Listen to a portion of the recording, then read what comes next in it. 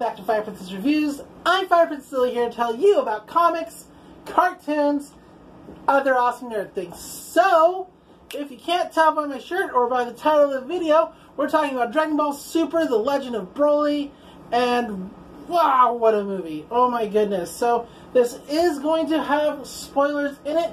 I will warn you before we get to spoilers. I'm just going to talk about some of my favorite scenes of the movie, but I do want to get into like the actual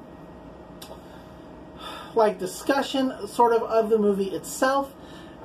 You'll kind of see what I mean if you stick around. I will warn you before we actually talk about key scenes, the scenes that I really liked.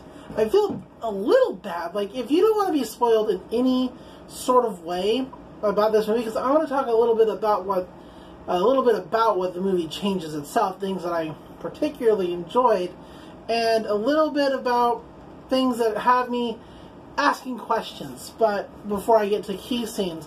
So I'll try to warn you about that too, just in case you want to be totally spoiler-free in every kind of way. But let's totally get into this. Let's get down and let's get into this.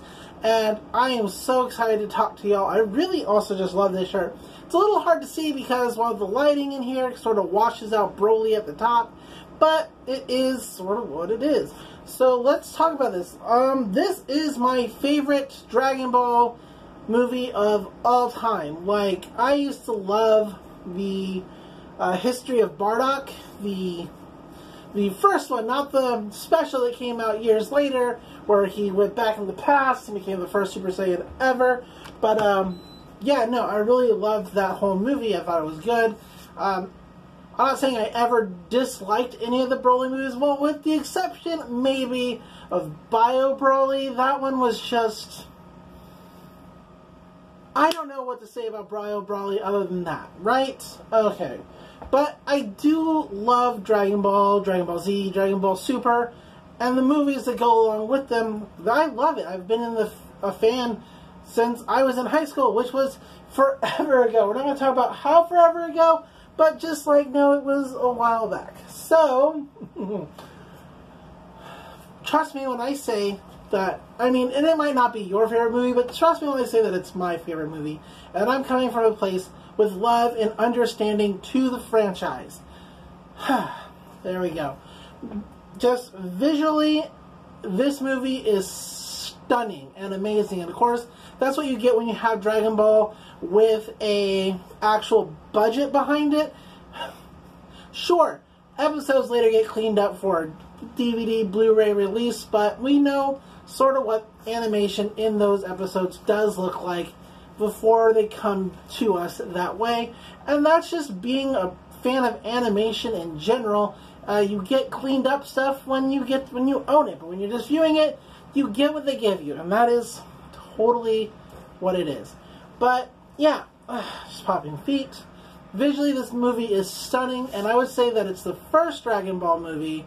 Battle of the Gods kind of like came out during the era when it was more common to use 3D animation for like big fight scenes. And it's not that those scenes look particularly bad, it's just you can kind of tell when they happened. And I'm not saying that Broly did it perfectly, because there are certainly scenes, like especially in the trailer when he's gathering all that energy and it's gathering into a big mass, you can certainly tell that that's 3D animation, no problem. But a lot of the fighters get replaced by these 3D models, and it looks pretty seamless to the rest of the fighting that takes place before they get to that point.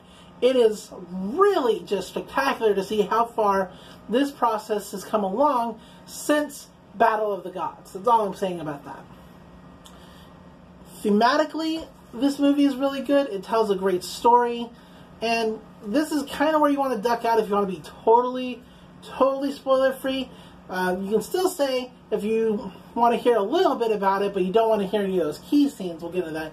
Thematically, like I said, jump out if you want total spoiler-free. Thematically, this movie is just better than both, not only the original Broly movie, but my original favorite Dragon Ball movie, The History of Bardock.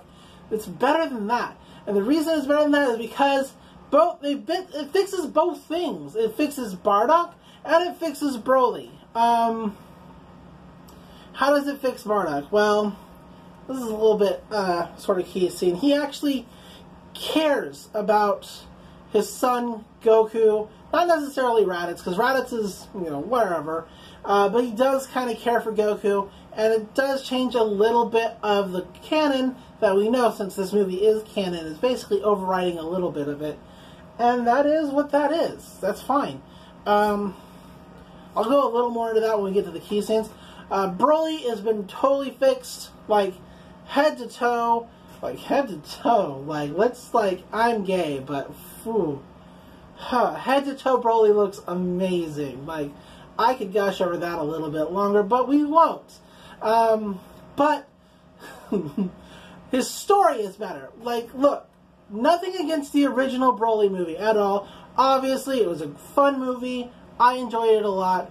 But his backstory in that movie was terrible. Like, it's not a good, like, he's motivated by the fact that Goku made him cry when he was a baby. That's it. That's his motivation for the original movies. And you can, like, be like, yeah, well, that makes it better. It's not better. It's a bad motivation. It's a bad story setup. Like, okay, why? Like, why would you hold on to that grudge? Sure, you can hold on to a grudge for a long time, but he's a baby. Angry about another baby making him cry somehow. It's never really specifically said how he made Broly cry and why that fuels his rage forever, but it surely does, and that's suck, okay? That is suck. This movie, he doesn't even know who Kakarot is at all. They just totally took that entire story from the original movie, balled it up into a little ball, and shot it in the trash. And you know what? I'm okay with it. Like I said, I do like the original Broly movie, but like TFS has pointed out very poignantly, he was a giant crying child. That's it. Sure, he's cool, but he's a big baby. And in this movie, he's not. So, if you want to go to see a Dragon Ball movie that, yes, does retell some of its lore a little differently, but tells it better and adds to the actual narrative in a way that makes sense and expands on the story in a better way, then go see this movie. Go see this movie anyway, just for, like, the choreography. The choreography in all the fights is super incredible. They really pinned it down, worked hard. This is, like, top tier fight. I know I had a Dragon Ball Z fight list like a month ago, and I talked about my top 5. This fight right here could blow all those fights out of the water. I'm not even talking about him fighting Gogeta. I'm talking about him fighting just, like, Vegeta and Goku separately. Those two fights are totally, absolutely amazing in every kind of way. Of course, once again, that's Dragon Ball with a budget behind it. So, is what it is. So, at this point, we're going to talk about some of those key scenes that I really enjoyed, and scenes that I kind of have a problem with, and other things I have a problem with. So this is where, if you have stayed up to this point because you're like, okay, she's going to warn us before we get to, like, the big spoilers are happening now. We're totally going to talk about the movie. I'm totally going to spoil scenes, and if you want to go to the movie more or less blind, jump out now. But you should have seen it before watching this video. But if you haven't, jump out. It's okay. I forgive you. Come back after you've watched the movie and see what scenes I loved, what scenes I had a problem with, and just in general. So, okay, here we go. We're going down. Countdown. 3, 2, 1. Spoiler review. Okay, so here's the thing I have a little bit of a problem with. Now, if you take all of Dragon Ball's history, all of it, the whole thing, and you start chopping it down into what happens in which year and such and such and so on and so forth, you can kind of map it up to the fact that Goku is 48 years old. If you count the hyperbolic time chamber stuff, and the years that he was dead, he's about 48-ish years old. Now, of course, if we subtract the years of his death, physically he's about 44, but the point being is that he is 48. The movie starts out before Broly Kakarot, well, before at least Kakarot's born, but it does start off before, like, when Frieza's taking over the army. Originally it was King Cold's army, and it says that it's happening 41 years in the past, which, if Goku is 44, if we take away the hyperbolic time chamber stuff, but 48 years later, more or less, this movie doesn't make sense in that timeline, so that in and of itself is not necessarily great. I mean, that's really just me nitpicking totally, but I am a little bit of a nitpicker, and that just throws me off. But once we throw that out, the movie, for me, is totally enjoyable as a whole. Other scenes I have a problem with. Paragus being a dick.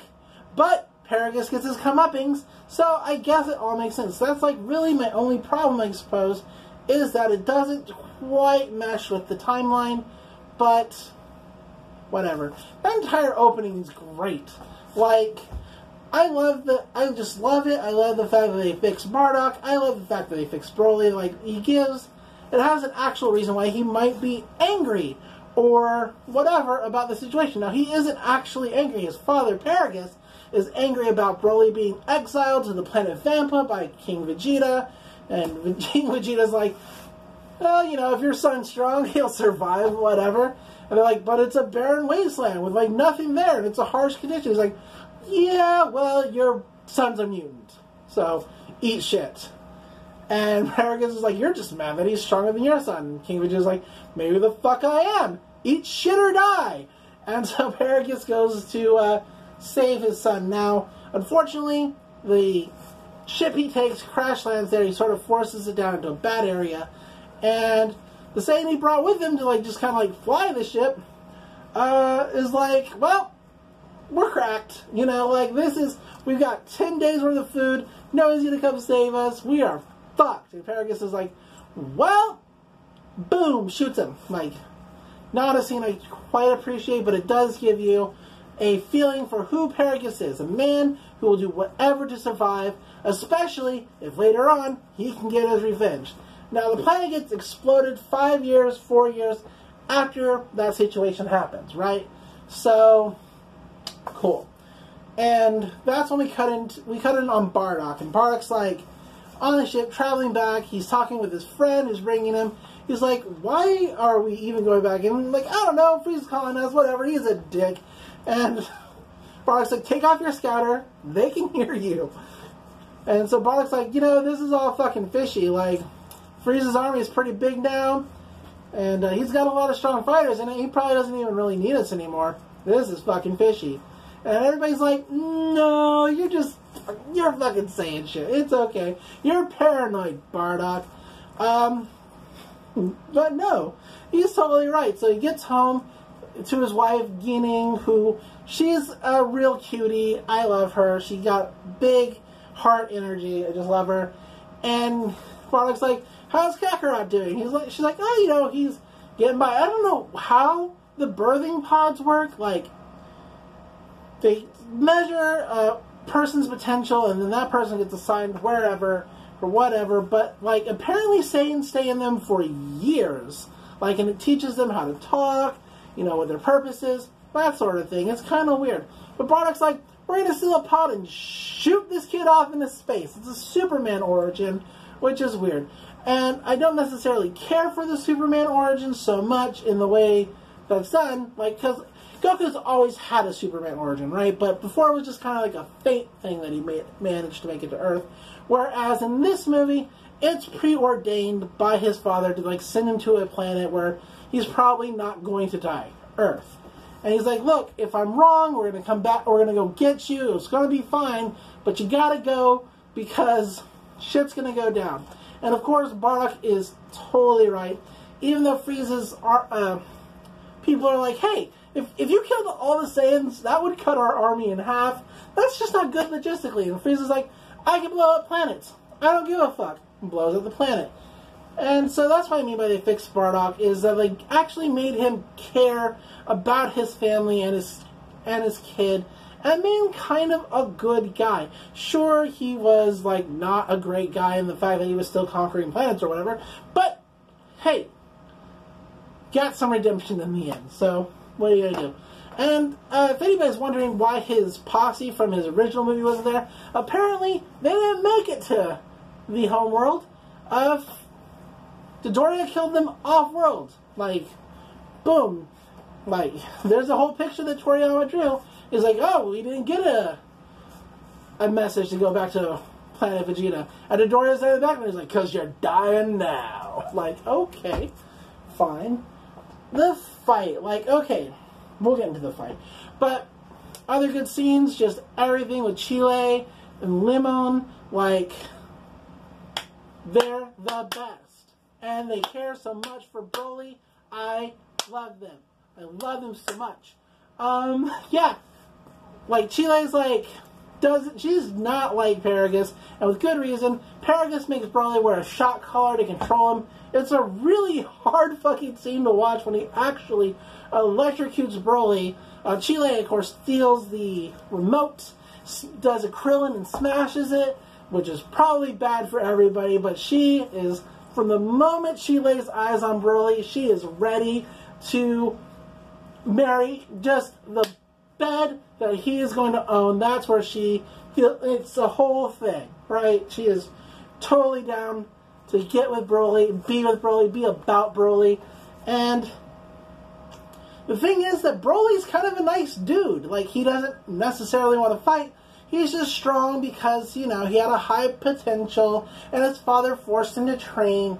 And, yeah, but overall, he's rather peaceful. He just wanted to, like, make friends with a big, weird green monster, and his father wouldn't let him. And his father's been abusing him, and it's awful. Paragus is awful. But, like I said, he does get his comeuppance, and it's great. It's the best because he's fighting. Well, first he fights Vegeta, right? He's fighting Vegeta. He's actually kind of getting his ass handed to him a little bit until he starts figuring out fighting more, and he gets stronger and stronger. And we find out that the reason he has so much power is because he can channel all that great Ozaru energy without transforming into a great ape. And he is just handing Vegeta every piece of his own ass. Like it is great. Goku steps in. He's like, hey, we don't have to fight. You seem like a good guy, because he's Goku. And so they're fighting, right? Goku even says, we like to solve our problems peacefully. Right, Goku. Of course you do. Your entire life says otherwise, but hey, whatever. Okay. And so every time that Broly hits kind of like a plateau, he gets more powerful. Like, he learns and he fights. Like, there are some great scenes where it's like a first-person view of what the fuck he's doing in a fight. Like, it's just amazing animation, amazing perspectives. I love it. But we get to a point where he reaches, like, a final plateau, and Goku is ready to, like, actually get serious about this, because it's getting super dangerous, and Broly's out of control. And Frieza turns to Paragus and says, are you sure this time that this is as strong as he gets? He's got nowhere else to go. He can't turn Super Saiyan, anything like that. And Paragus is like, yeah, this is probably it. I know I said before he was at his limit, but I'm pretty sure this time. And Frieza's like, so he can't turn Super Saiyan? He's like, no. That's like, you know, that's just like a legend, a fairy tale. Everybody's like, huh, I wonder, he gets a flash of Krillin and blowing up in his mind, and then he turns and he shoots Paragus. It's the best. And then, in true Frieza fashion, he says, Broly, your father was killed by a stray energy blast, and it sends Broly over the edge. And I'm not saying that that's the best thing ever. That's just totally my favorite scene in the entire movie, because it's fucking perfect. Broly, of course, goes Super Saiyan, Legendary Super Saiyan, whatever you want to call it. He's Super Saiyan Green. And he hands everybody their ass. Goku, Vegeta, Frieza, that's right. because Goku's like, we can't win. So he kind of grabs Vegeta after he's trying to tangle with Broly in this new Super Saiyan form for a while. He grabs Vegeta, flies over Frieza. He's like, hey, Frieza, this one's all yours. And then he instant transmissions totally out of there.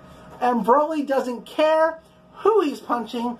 He's got a target, and that is what is important to him. And so Frieza gets chomped on for an hour straight, which is amazing. I don't know how long Broly was fighting Vegeta or Goku in in-universe time, but for a full hour, Frieza gets just fucking beat. Like, we cut back and forth between Goku and Vegeta learning the fusion dance, failing the fusion dance, and then back to Frieza. He's like, you're a really good fighter. I'm going to go into my golden form.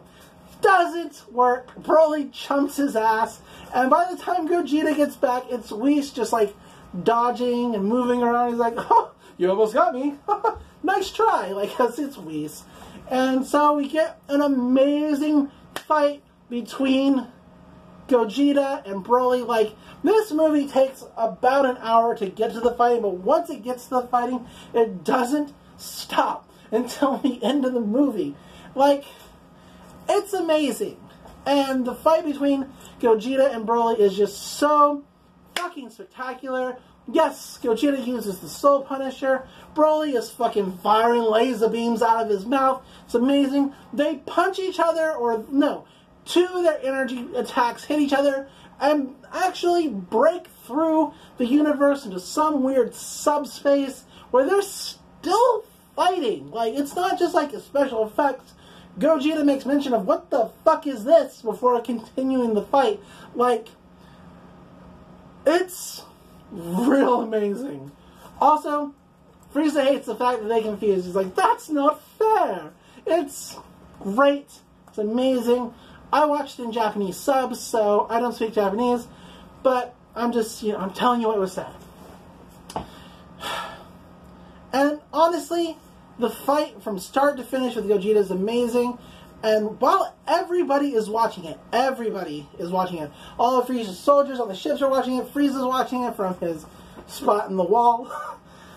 And Chile and Lemon realize that Broly's not going to win this. As good as he is, as strong as he is, they are watching Gogeta keep up, keep time, and not missing a beat. And Chile's like, he's gonna die out there. This isn't good. That's our friend. And so they get the Dragon Balls. The whole thing, the whole conflict, by the way, is about the Dragon Balls. Bulma wants to be 5 years younger. Frieza wants to be 5 centimeters higher or taller. Like, it's like real petty. Both reasons are super petty, and I love them. I love them so much. So it's great. It's just like, this movie is peak Frieza with character development. I wish I could talk more about the character development.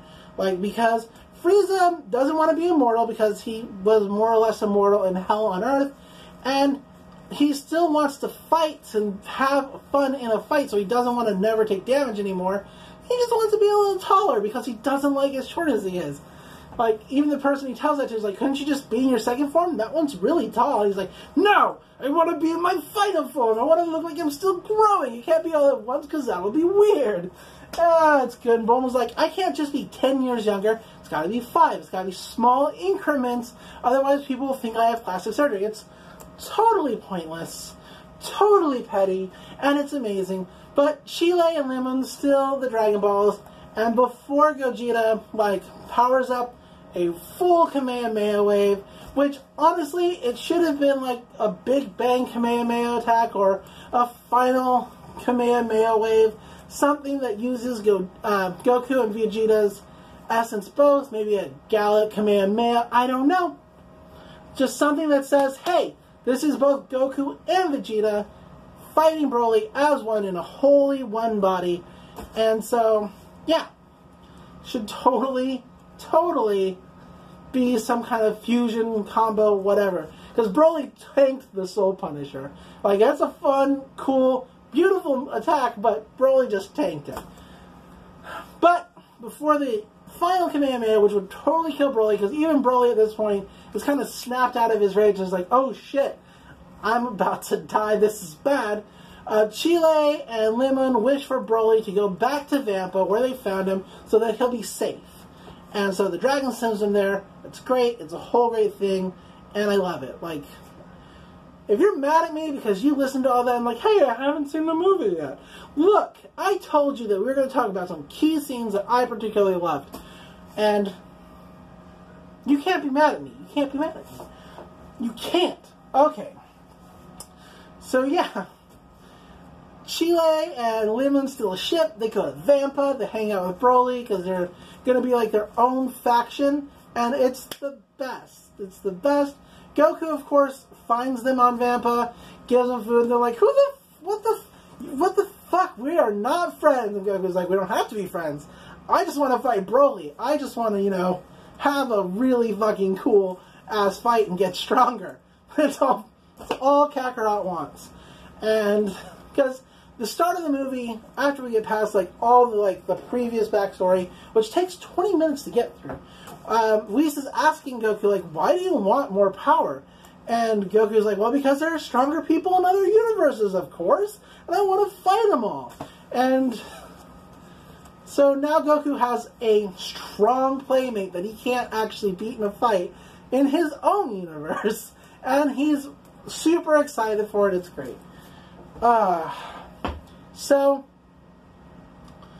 before I go, because I've been talking about this for about 30 minutes now, I just want to say the other scenes I really like. Of course, they've mentioned everything with Chile and Lemon, but there's a scene where Broly nearly gets in a fight on on Frieza's ship, defending Chile, and of course, that's where we also have the shot collar scene, which is super brutal and awful to watch. I just hate it. It makes me, like, viscerally, like, I just clench, like, oh, because it's like, I'm not being shocked. I have never been tasered, but I can imagine, like, the way it looks on Broly's face, like, the pain is not enjoyable in any kind of way, and I just, like, it's bad. But there's a scene after that where Broly talks about his first friend named Ba, which is a big, giant weasel monster type thing. And he's like, this was my first friend ever. We're not friends because my dad shot his ear off because being friends with things wasn't training. And so, like, it's a whole story. Paragus is a total dick. But, like, they form a really close friendship that makes sense for why they would want to save Broly in the end, is because they have kind of this heart-to-heart with each other, like, over, like, food that they're feeding him.